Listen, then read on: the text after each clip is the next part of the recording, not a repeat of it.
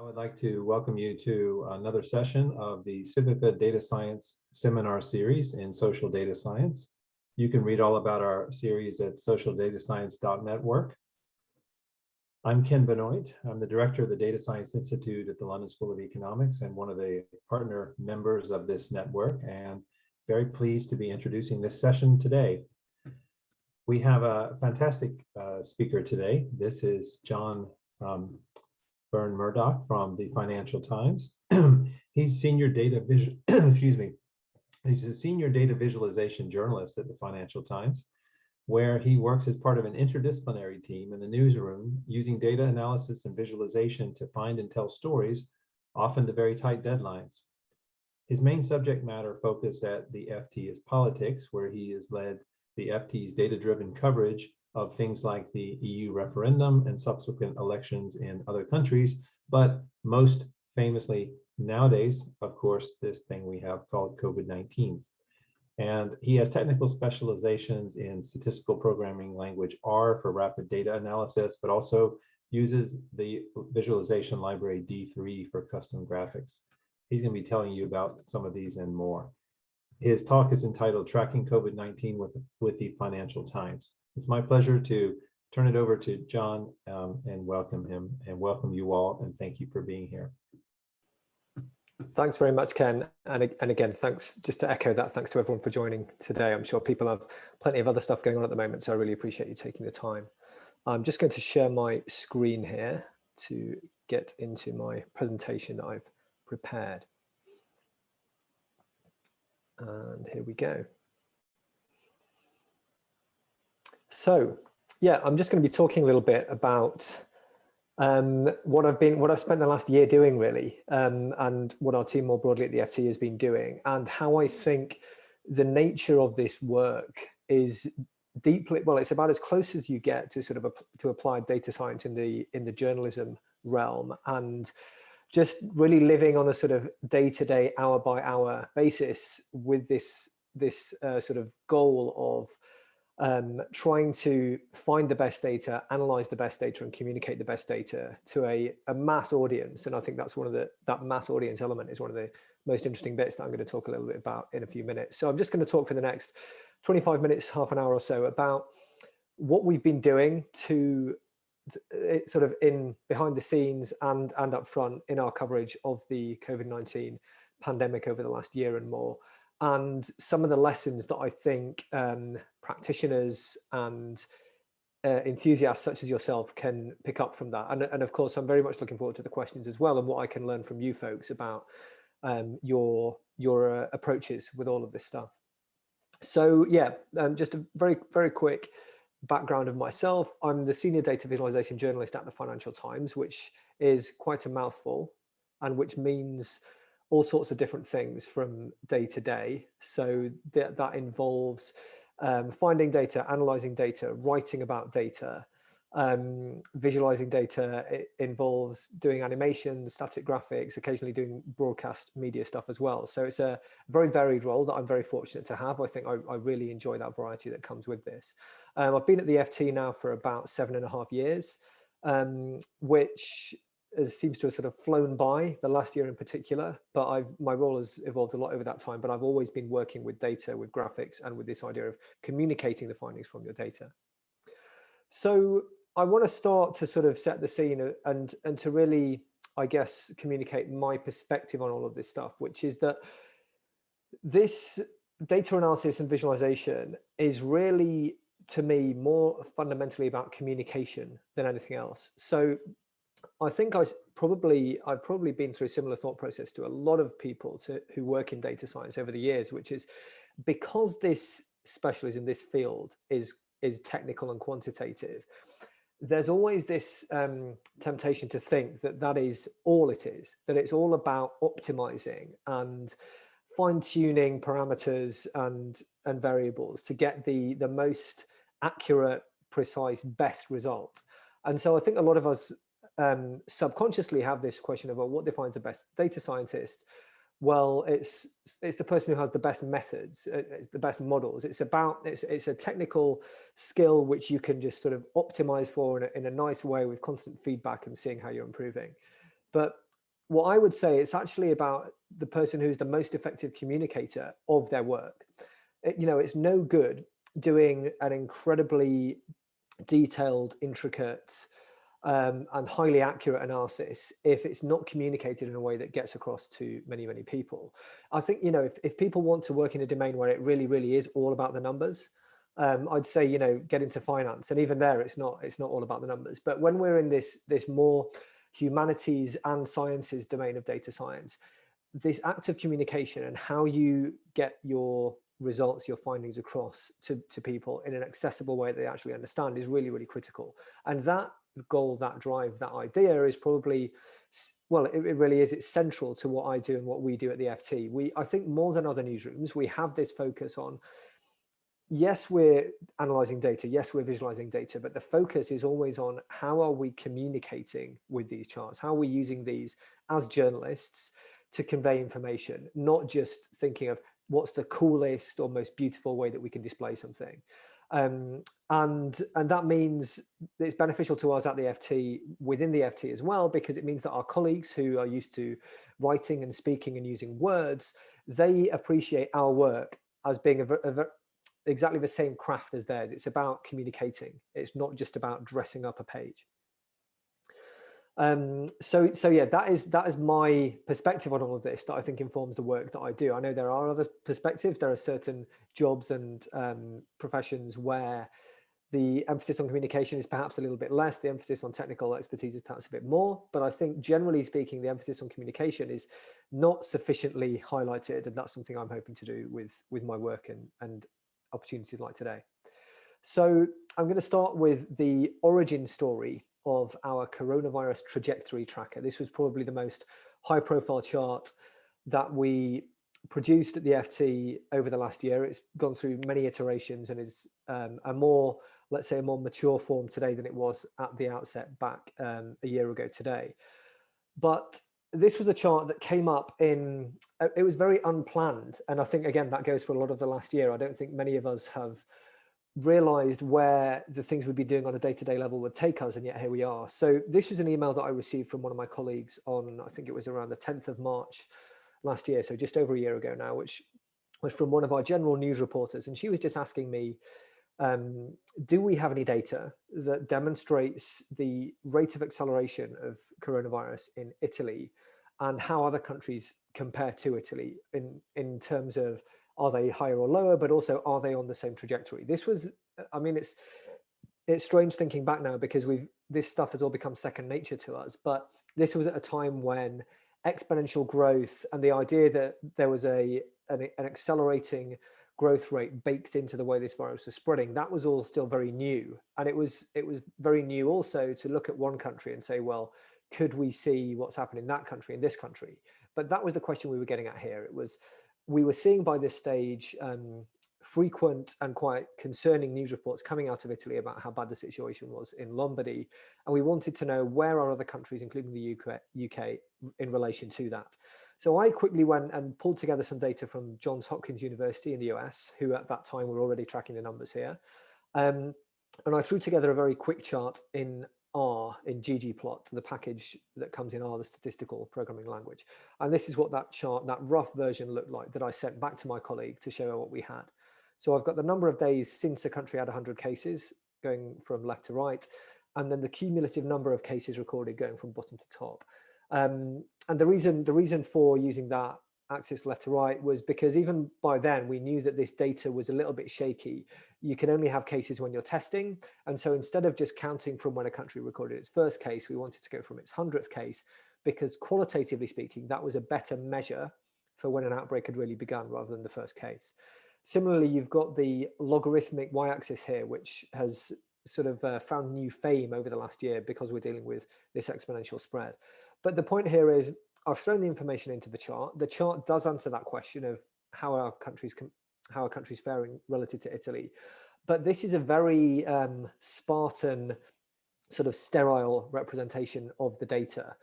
It's not entirely clear to people, especially people who aren't used to looking at charts, what's going on here. They might not be sure exactly what units are.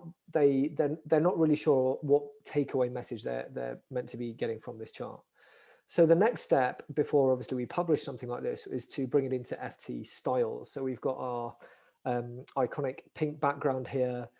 We've got some neater labeling and a few words being added to the chart. Okay, it's clearer slightly now. We've got both axes labeled and you can see what's going on there, but you're still asking the reader, the viewer, to do a lot of work with this chart to know exactly what's going on. What should their takeaway be, again, is the key question for us. For any chart that I make, I want to know what is the message that someone should walk away from this chart with. And on this one, that's not entirely clear yet. So what we do is we add the title, we add the annotations, and suddenly you've got an entire story being told with this chart. The title, most Western countries are on the same coronavirus trajectory. Hong Kong and Singapore have managed to slow the spread. So we're making a point here about how different parts of the world, different countries, different regions are faring differently in their attempts to tackle the virus. We can see from the colors that I've used, you've got this grouping of East Asian countries in the light blue who have already seemed to have flattened their curves, whereas other countries, particularly in Europe and North America, are heading steeply up this trajectory. So it's really about this focus on using words especially, but also using colors and annotations intelligently to make sure we get across not just a load of numbers, but an actual message here that someone can take away and act upon. And it was the very strong and broad response to this chart that led us to take this from a one-day standalone chart to something that we then produced, updating every day and continue to update, have continued to update that now for more than a year. So what I just want to get across there is that in terms of presentation, it's that emphasis on clarity and focusing on a message rather than on a data set, which is key. I think there's often a tendency with when you're making a chart to think, well, my task here is to visualize this data set, to take this spreadsheet and turn it into pixels on a page so that someone can almost sort of reverse engineer the data set from that chart. That's not the point of data visualization. The point of data visualization is not to say, here's all the data I've got. It's to say, here's what I found. And so I think that's just probably the critical thing I'd love to get across today.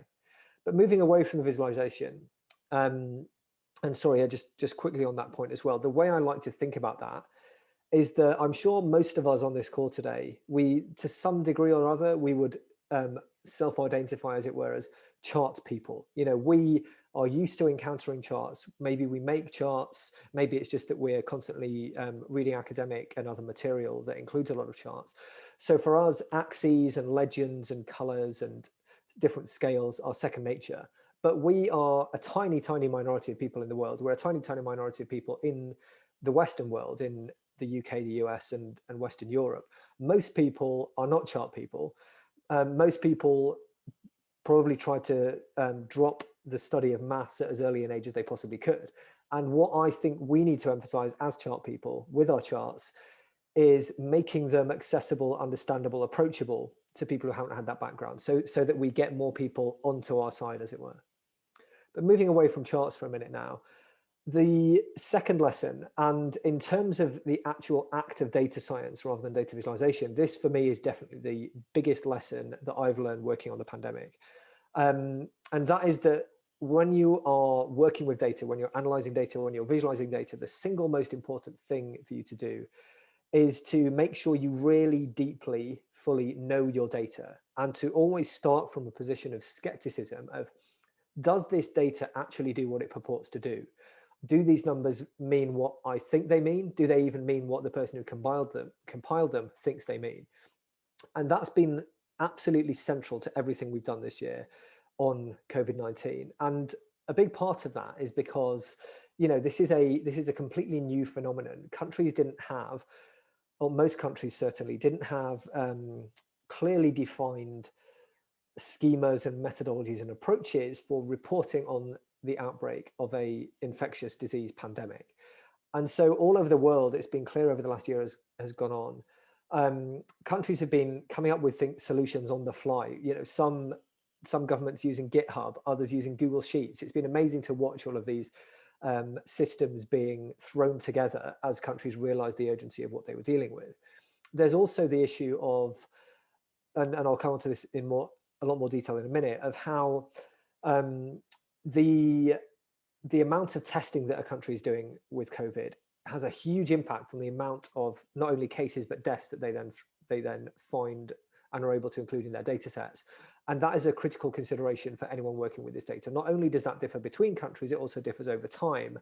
At the FT, for example, part of my job for a while last year was essentially keeping track on whenever someone at the FT tried to publish a chart showing a comparison of cases from last March and April to cases in September, October, November, December, because anyone who's had half an eye on this data knows that the amount of testing being done has gone up enormously. So comparing numbers of cases in the winter of 2020-21 to the spring of 2020 is not comparing apples to apples, it's comparing apples to, I don't know, cars. It's just completely different things, and you cannot say two of these equals two of these.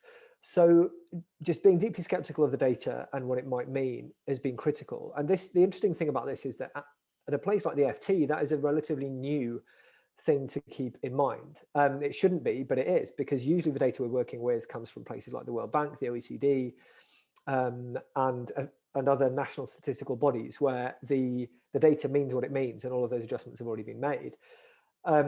In most applications of data science, that's not the case. The data, unless you're working with some nice clean survey data or something like that, there's all sorts of possible issues that there could be with the data, and any analysis you do on that data will only be as good as the data itself. So to go through a case study that I think probably most effectively, clearly, and dramatically highlights this issue, I'm going to look at Ecuador. Ecuador might not be the first country that springs to mind when people think about the impact of COVID-19, but I would argue that it perhaps should be. And that itself, I think, tells a story about how the availability of good quality data really colors the amount of media coverage that certain countries get, and the amount of and the lack of coverage that others get. So this was an article that one of the FT's foreign correspondents wrote back on April the 5th, so almost a year ago, about the situation in Ecuador, in the region of Guayas and its core city of Guayaquil. Looking at how, and read the second paragraph here, talking about people being dumped in the streets, bodies piling up in the streets, and actual vultures circling overhead. This is in a large urban area, and astonishing figures there, astonishing words, sorry, that really, looking at that, you would think, okay, well, there must be the situation in Ecuador sounds terrible. It sounds worse, arguably, than what we were hearing about in Italy last March. And so the numbers of deaths being recorded there must be astronomical.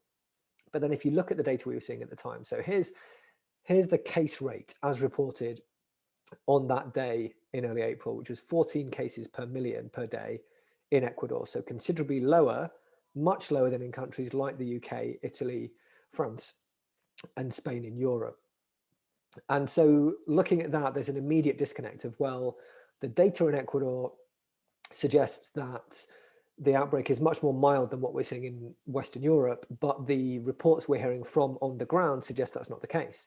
If you look at deaths, it's probably an even more dramatic contrast. On that day, April the 5th, only 17 COVID-19 deaths had been reported in Ecuador, and you can see that that was already a high point. So they were seeing somewhere between 10 and 20 deaths per day at times when countries like Spain, Italy, UK, and France were seeing several hundred, approaching 1,000 deaths per day.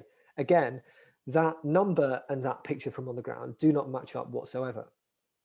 If we look even at a cumulative total, by this point, Ecuador had reported 180 COVID-19 deaths, again, at a time when we're hearing about coffins piling up in the streets and vultures circling overhead. Something here was clearly wrong. So my task at the FT was to think, well, okay, we've been visualizing these numbers in our charts, but we know that there's something wrong with these numbers. We need to do better than this. We spent the first few weeks of this emerging crisis using the data that was most readily available, but we now need to look further, to look at better data so that we can show what's really, really going on.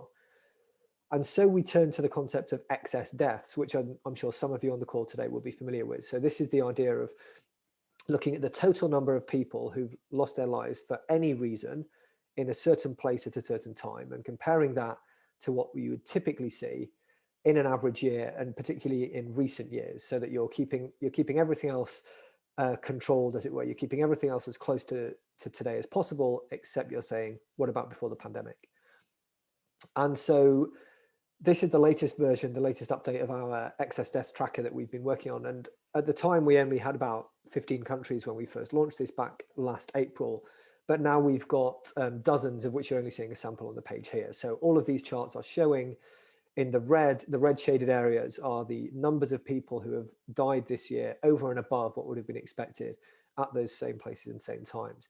And roughly in the middle of this chart, you see that big red spike of Ecuador, where we've seen about 40,000 more deaths than we would usually expect in that part of the world over the months that we've been tracking this.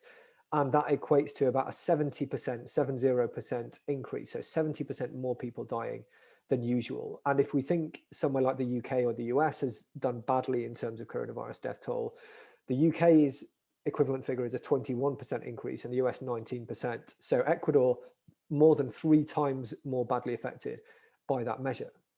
And again, if we go back to a direct side-by-side comparison, this was what our chart was showing us by midsummer in Ecuador. It was showing about 6,000 total COVID-19 deaths based on people who had tested positive and then lost their lives.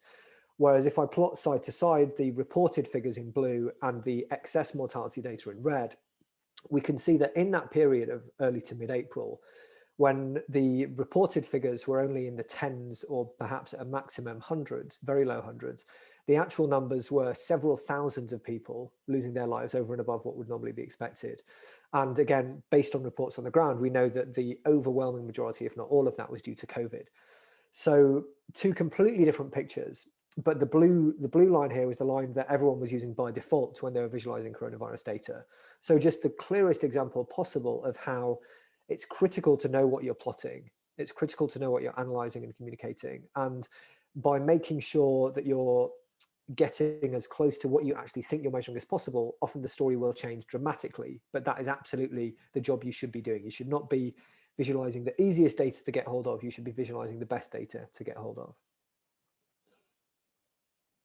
And again, the second point that I make just here is that, you know, having spent the last year making a lot of charts, people see the charts, they don't see the work that goes on behind the scenes. And I think there can be an assumption that my job is mainly making charts. But in terms of the number of hours put in, I can assure you that it's very much mainly getting things ready to be put into charts.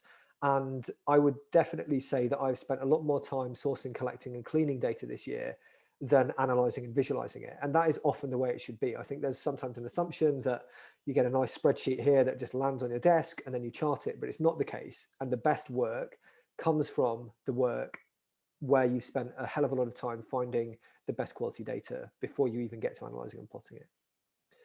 Finally, I've got an exclusive CIVICA preview here of a chart that I was just working on yesterday, actually, but that just illustrates a couple of the examples that I've been talking about over the last 20 minutes and how to think about being as clear and as cautious in terms of what we produce on any given chart. So yesterday, or a couple of days ago now, we started at the FT looking at the latest COVID situation in India. And we wanted to look at what was happening to rates of things like cases and deaths in India over the last few weeks relative to the few months before that. And so what I want to show you is I put together a few charts for this piece, but as usual, this was an iterative process, thinking at each stage about, okay, how can I make this clearer? How can I make this more effective? How can I pack more information into this chart so that it speaks to as many questions as possible that the reader or viewer might have? And so the chart here, and I've deliberately kept the title out of it, just because I think it's worth us thinking about what you would take away from this chart before I go on to what it actually shows. We're looking here at the percentage of tests that come back positive on any given day in 26, I think it is, Indian states and union territories. So that's not all states, because at the outset, I've filtered out a few areas here where the data is not of sufficiently high quality or there aren't enough data points to show them. So in each case, you've got a line starting roughly in April 2020, so about a year ago, coming through to March 2021 and showing the percentage of tests on any given day that would come back positive. Straight away, one thing I've done here is I've made sure that I'm using the percentage of tests that are positive instead of the daily case rates, because India, like most parts of the world, is doing more COVID testing now than it was a year ago. So it's possible that you could see essentially an upward sloping line for case rates going from the lower left steadily increasing, which would actually not correspond to an increasing true number of infections at all, but merely to the fact that more testing has been done. So whenever one of my colleagues asks me, oh, can we look at the latest cases in country X? My response is always, sure, but what we're going to look at is the percentage of tests that come out positive rather than just the number of cases. Because if we only did cases, we'd constantly be seeing rises, even when there wasn't a true rise. And so that's part of that is just me trying to be as rigorous as possible, but it's also getting one step ahead of any sort of COVID skeptics, shall we say, who might turn around and say, oh, here's the FT talking about rising case rates again. Well, couldn't this just be because of rising testing? So it's about being robust for the sake of robustness, but also to make sure that the opportunities for detractors, especially bad faith detractors, are minimized. You do, it's sort of, for people who've heard the phrase steel manning, you're presenting, you're assuming the strongest and sort of best faith argument that one of your detractors could have, and then making sure that the work you do, the analysis and visualization you do, is robust to anything that could come that way. So the question here is, well, okay, again, what is this chart trying to show? Is it that the peaks that we saw in India last summer in sort of August, September time are all much higher than what we're seeing at the moment? Is there in fact a message, a single takeaway message in this chart at all, or is it just saying, here's the latest situation in India? Well, the obvious thing that, for me at least, the obvious thing you'd want to know here is, what is the latest situation in each of these areas? But instead of just saying, well, okay, then let's just only chart how things have looked over the last week or two, what I want to do is provide as much context as possible. So I want this chart to answer two questions. I want it, first of all, to answer the question of what's the latest situation in India, and does that vary by region? But I also want it to answer, how does the latest situation compare to what it was back in last August, September? Because last August and September, especially for our FT readers in India, they know what that meant. They lived through that. They know what it was like. And so knowing whether the current situation is worse than that, better than that, getting worse or getting better is important. But how can I efficiently and effectively get those 2 points across in this chart? At the moment, I probably am conveying here the answer to the second question of how do things compare to September. But because I'm zooming out to show the whole period, it's less clear what's happening in the last couple of weeks. So how can I do that? Well, the answer to that is I can do this, which is to add a second layer to the chart by color coding each region according to the trend over the last week or two in that area. So all of these lines with a slightly reddish background are states and union territories where cases are currently rising. All of the ones, or both of the ones which have a pale blue background, that's where rates are currently falling, and the gray is where rates are currently stable. And again, if people want to drill down into more details, I've got the detail in every state, that little line below the name of the state saying how quickly, if at all, our case is rising. So we can see that in somewhere like Delhi, they're doubling every 9 days. So even though the line for Delhi is very low, it's very near the zero line, we can see there that it's increasing very rapidly. In somewhere like Uttar Pradesh, they're increasing only every 4 days. And we can see how this varies from place to place. And so here I've combined both the zoomed out view of what's happened over time with the zoomed in view of what's happened just most recently, and you get a much more complete, a much more full picture as a result. Finally, by adding a title, it's not just expanded testing. India's second wave is also clear on test positivity rates. It's clear what the message is here. So I should say, in the actual story that we're publishing tonight, I've got two charts. The first one is just showing case rates, so saying the numbers are going up. And then the second one is essentially an immediate response to that by saying, if anyone was thinking, well, is that just testing? No, it isn't, because here we can see that even when you account for increased volumes of testing, the level of infections being detected is still rising. So the lesson here is that you can pack a hell of a lot of information into this chart far more effectively and more memorably than you could if you just wrote text. The story that myself and my colleagues have written to accompany these charts is a good story. It's a solid story. It mentions some of these numbers. It's got expert comments in there as well. But in terms of a single picture that gives you pretty much all you need to know, you've got that right here, I think, in a way that cuts through to people, whether they are chart people or non-chart people, very effectively. And on the point of chart people versus non-chart people, the other thing I've done here is that we know from all sorts of research over the years in data visualization that the color red is more semantically striking. And when there's this thing called a pre-attentive property, which means that when you glance at something for a few seconds, something that is a shade of red is more likely to attract your attention than other things of different shades. That's the reason that, Instagram and Facebook use that red number as a symbol. So I'm using that here to draw people's attention to the parts of this chart that are the most interesting. They can see there's lots of red. What does that mean? Okay, that means the outbreak is currently accelerating. It draws their attention to places where it's accelerating most. You've then got the contrast with the blue, where places are falling. So it's about presenting a chart which people will just instinctively get a feel of and understand, even if they've never seen a chart that looks like this before.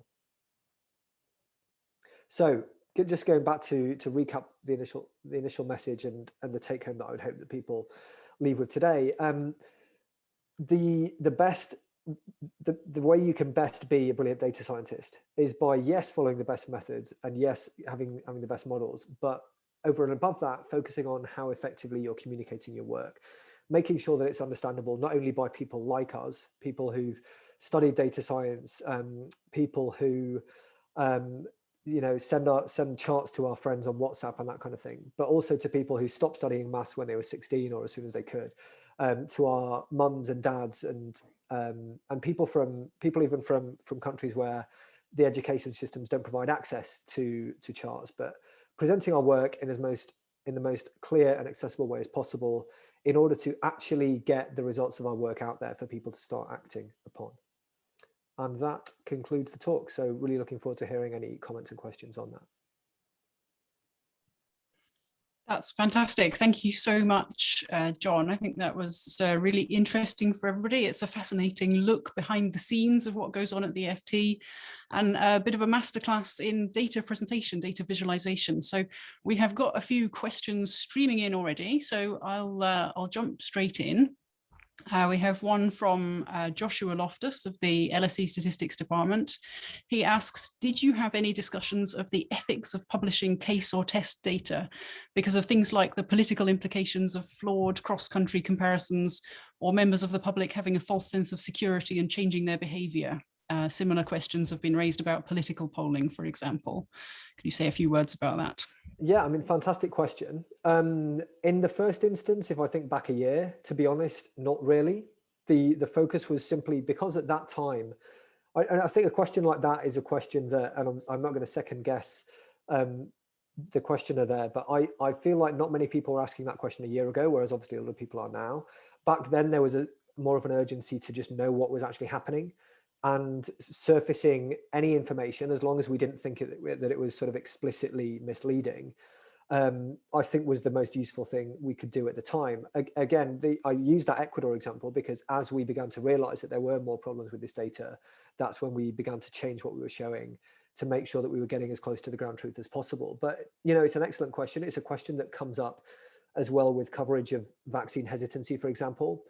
There's this issue of, well, if we keep talking about how people are hesitant of taking the vaccine, are we not just providing more sort of jumping off points for people to go down that rabbit hole? So I think, yeah, to a lesser degree, I think that does apply to the cases and death data as well. I personally don't think that individuals or governments have been acting enormously based on that data. I know that on social media, for example, there are constant comparisons of like, should everyone have done a Sweden, for example, or has what Australia and New Zealand achieved, would that actually have been possible in the UK? And I think those, as long as it's questions rather than decisions that are being made on that data, I think that stuff is actually really useful. It's useful to have those debates going on. But yeah, it is an excellent question. Another version of that question that has come up as well is people talking about our decision to use a logarithmic scale on those charts, because some people actually felt that once the growth rate of the virus tailed off from an exponential rise and we saw those lines on a log plot start to sort of become more shallow, we did get some people in the UK saying, oh, you're making it look like things aren't as bad as they are. The fact that you're you're using the same number of pixels on the chart to represent the rise from 10 to 1,000 cases as you are to go from 100 from 1,000 to 100,000, people were looking at that and saying, well, you know, you're deliberately sort of implying that things have got better when they haven't.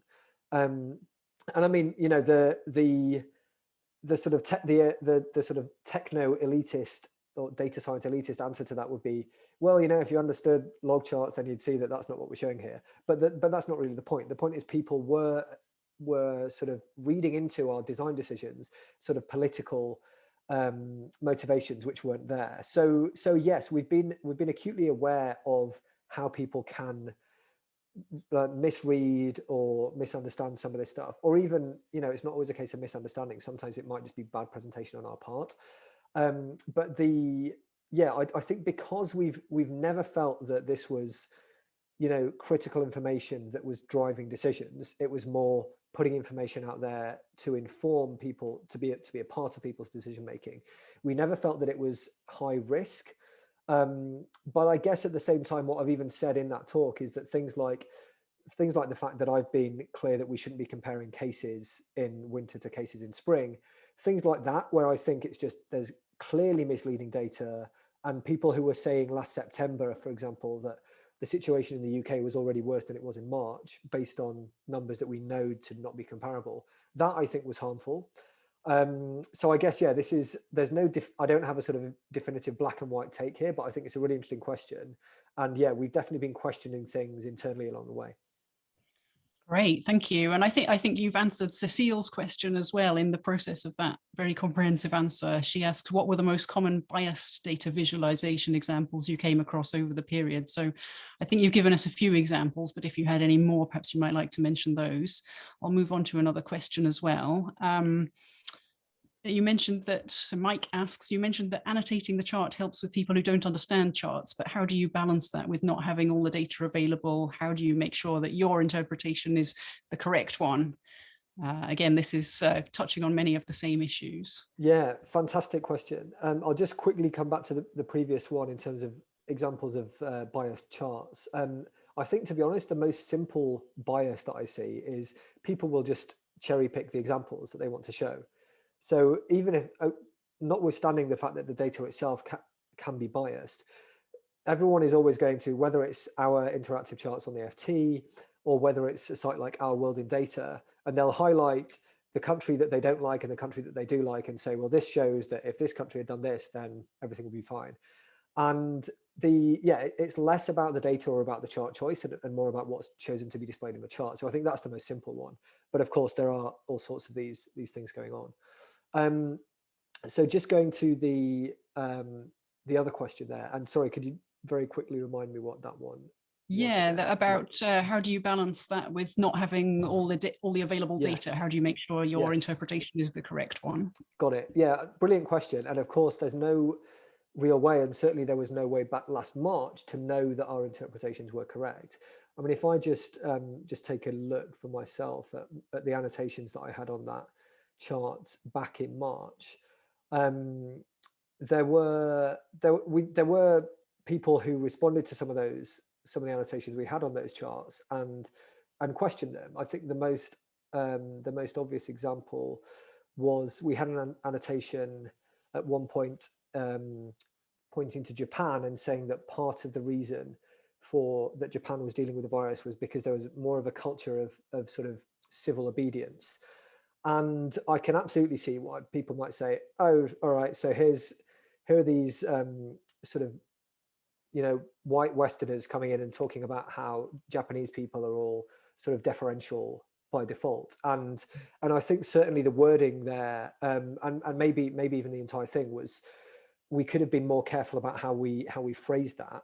But generally speaking, and not generally speaking, as a rule, any qualitative description annotation that went on these charts was informed by speaking to subject matter experts and people in the countries in question. So one of the huge advantages of doing something like this as a journalist at the FT is that I can just call up correspondents in that country and talk to them. So this time last year, I was frequently talking to the people we have on the ground in Italy. I was talking to people in Beijing, because I wanted to know that if I was putting any kind of sweeping summary statement or annotation on a chart, that was, to the best of our knowledge, a fair point to make. and I think that touches on a broader point that's really important here, which is that I'm talking here about, to an extent, the rhetorical power of charts, the power of a chart to make a point. And an obvious retort to that, well, is like, well, that can be misused. You can, if we know that people are more likely to trust evidence presented in a chart than in words, and we do know that, then it means that a bad actor, shall we say, could use that greater power, greater trustworthiness to mislead. So yeah, it's absolutely something that we think about. And again, another reason it's nice to be doing this at the FT is that I would be sort of laughed out of the office by my colleagues, who I respect greatly, if people felt that I was misusing the platform, shall we say, that I've acquired over the last year from doing these charts. The FT is the kind of place where the standing you're held in is based on the quality of your work and the integrity of what you do, rather than just like how many retweets you get and that kind of thing. And I think, and some of us on this call have probably seen this, there have been some quantitatively minded public figures over the last year who, I think it's fair to say, have leaned in a little bit more to this idea of becoming known for having a particular viewpoint on COVID, and they'll just keep pushing that viewpoint because it responds, a certain audience responds well to it. The nice thing about being at the FT is that I just wouldn't be able to get away with that, because colleagues and bosses would just not be having any of it. So really, it's just about intellectual honesty with this stuff and making sure that we're as sure as possible that what we're writing on those charts is right, is correct. As I said with the Japan example, there'll be examples of that. There'll be cases where we don't quite hit what we're aiming for. And this is why I think also my approach of generally trying to be extremely approachable with this stuff and saying to people when I put out a chart, what do you think to this? Let me know. Here's where you can get in touch with me. Really helps as well, because it means I keep myself honest. I make sure that even if there's a critique that I would never have possibly envisaged myself, I'll hear about that as soon as I possibly can and can then incorporate that into the next version. So yeah, there's no hard and fast rule. And it's really as much about the author as about the method. But yeah, so I would just say text and annotations are really, really powerful, but just as we would with anything else, we should be careful and be critical of ourselves in how we use those. Of course. Great, thank you. A couple more data questions. One from James Abdi asks, the accuracy of COVID tests varies. Do you try to distinguish between percentage of positive cases versus percentage of true positive or false positive cases? And then another question from Jonathan Kieran, where do you feel data in respect of COVID is lacking? If you could hit a golden source of COVID data globally, what would it be? Yeah, great questions again. On the issue of testing accuracy, what we do know is that with PCR tests, for example, the false positive rate is very, very, very, very low. There have been numbers floating around of things like, oh, could it be 1 in 1,000 and that kind of thing. But there's a very, very simple refutation to that, which is that if you look at a country like Australia, there have been points in the year when they've been doing hundreds of thousands of tests and only coming back with a handful of positives. And that's not false positive, that's any positive. So the maximum false positive rate, the highest the false positive rate could possibly be, is in the sort of 0.00 something % range. And of course, when prevalence of the virus is much lower in the community, false positive rates become more of an issue. But even there, kind of by definition, if the rate is much lower, it's going to be something we're less worried about anyway. So yeah, we're acutely aware of that. I've had to become very familiar with things like the exact specificity and sensitivity of different tests, of cycle thresholds and this kind of stuff, because again, I need to know that I'm not accidentally misleading people.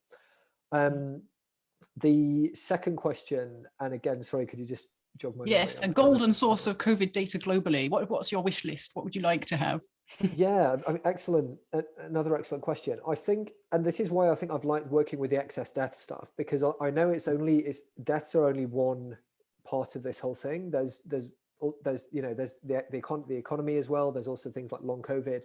But the nice thing with excess deaths is the knowledge that the number for this country means the same thing as the number for that country. And there are different things going on under the surface in each country, but at least I know that this number can be directly compared to another one. Other things that are nice, and there are great there are amazing people and organizations all over the world doing this kind of thing. There are some people trying to put together sort of composite data sets of cases and deaths by age in all sorts of different countries. So that, I mean, it's especially interesting at the moment because it lets you look at whether vaccines are starting to have an impact by looking at what's happening to case and death rates among the elderly versus among younger groups. It also allows you to get to the questions that people have asked about: to what extent does the age profile of a country alone determine whether it suffers more or less from these outbreaks? So I think those sort of demographically sliced and diced data sets are fantastic. There's the work that places like Cambridge and Imperial and the London School of Hygiene and Tropical Medicine have been doing in terms of trying to model the true numbers of infections in any given place in the world. And you know, it's the outputs of a model, so it's never going to feel as real as the true numbers, but at least that is trying to adjust for a lot of the issues that I've been talking about so far. So yeah, we're certainly nowhere near having a sort of nice, clean master data set just yet. I guess one other thing I'd just say quickly on that is that hospitalization data is another nice one there, because generally speaking, a hospital, you get admitted to hospital if you're seriously ill, and that is the same in most countries. And it's not subject to being influenced by tests, because if you're ill, it doesn't matter, you go. And it's less of a lagging indicator than deaths data, especially excess deaths data, because the delays in death registration mean that you often only know how things were a month ago rather than how they are today. So yeah, lots of things there that are already good. But yeah, there is no sort of perfect data set for COVID. And that's been one of the great challenges working with this stuff, really, is trying to get as close to that as possible.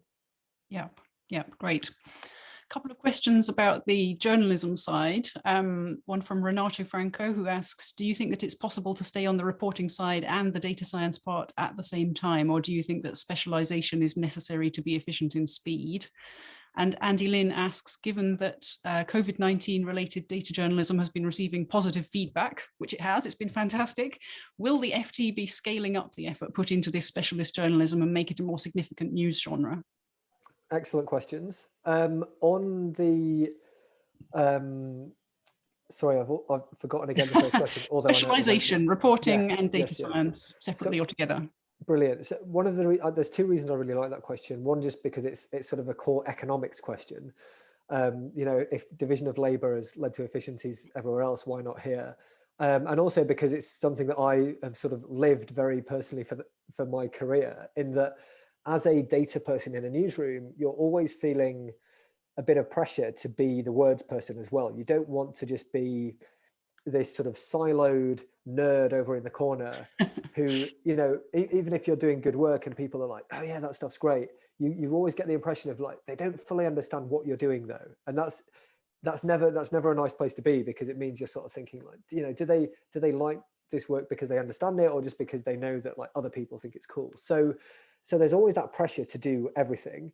And I've probably done more of that sort of generalist role over the last year than I have done before, because by becoming a specialist in COVID data, you kind of de facto become a COVID specialist in general. Like I've looked at more data on cases and deaths and different testing methods and that kind of thing than pretty much any reporter at the FT. So they are very well connected with sources in governments, in health ministries and that kind of thing.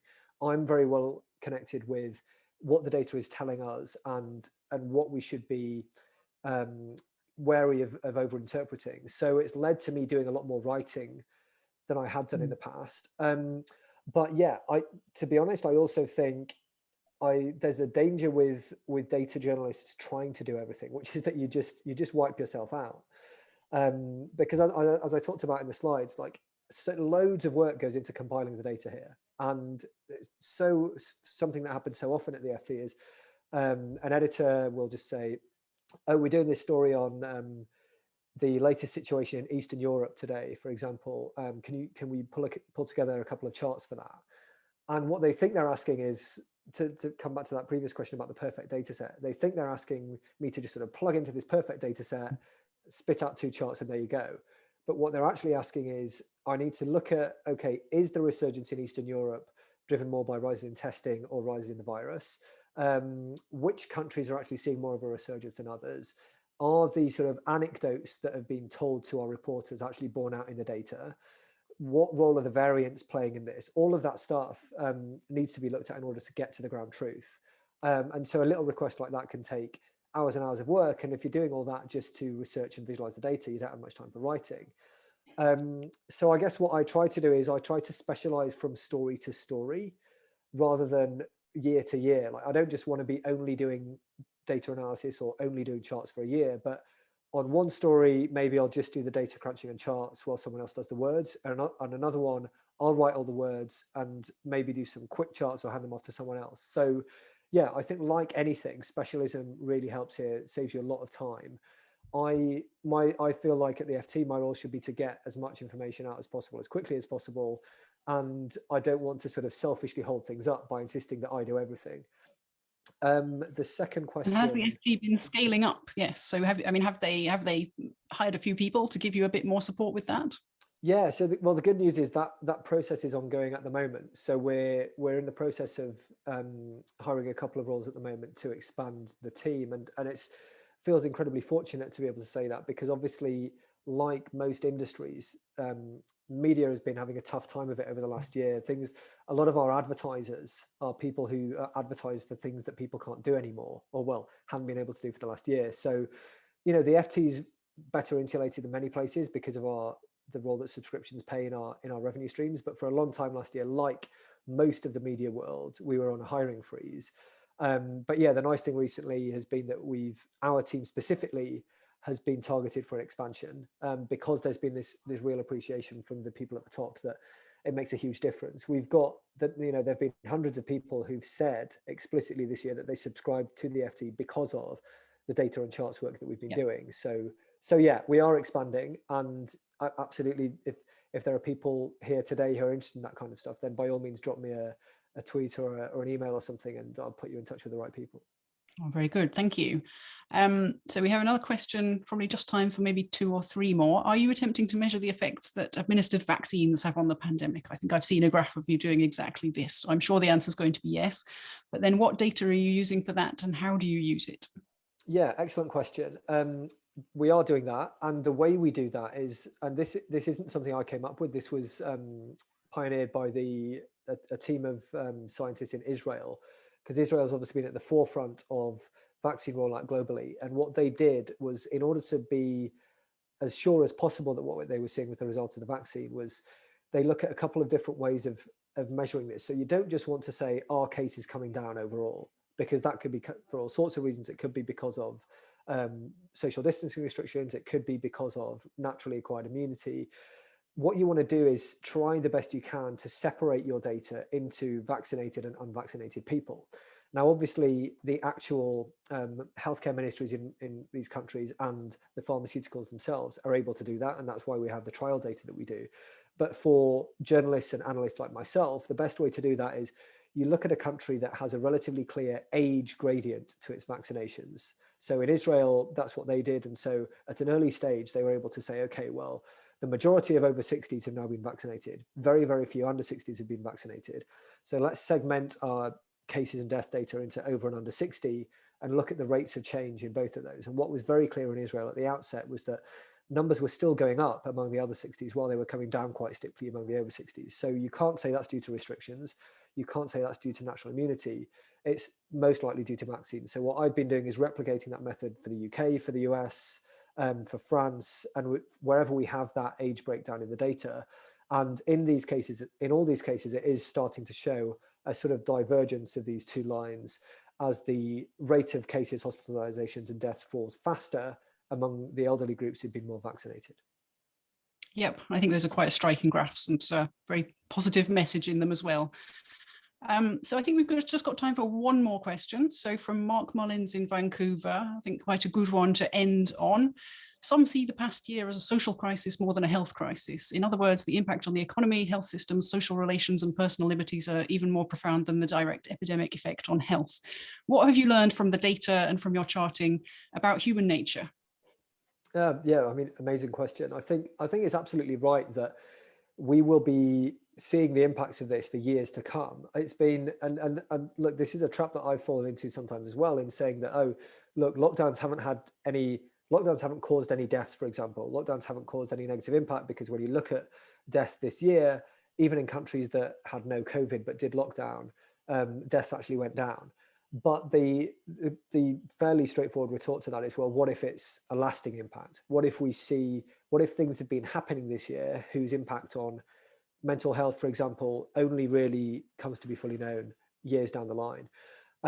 So in terms of explicitly negative impacts like mental health disruption, but also in terms of social disruption, what's the lasting impact of this going to be on cities, for example, with commuters both in terms of offices and public transport?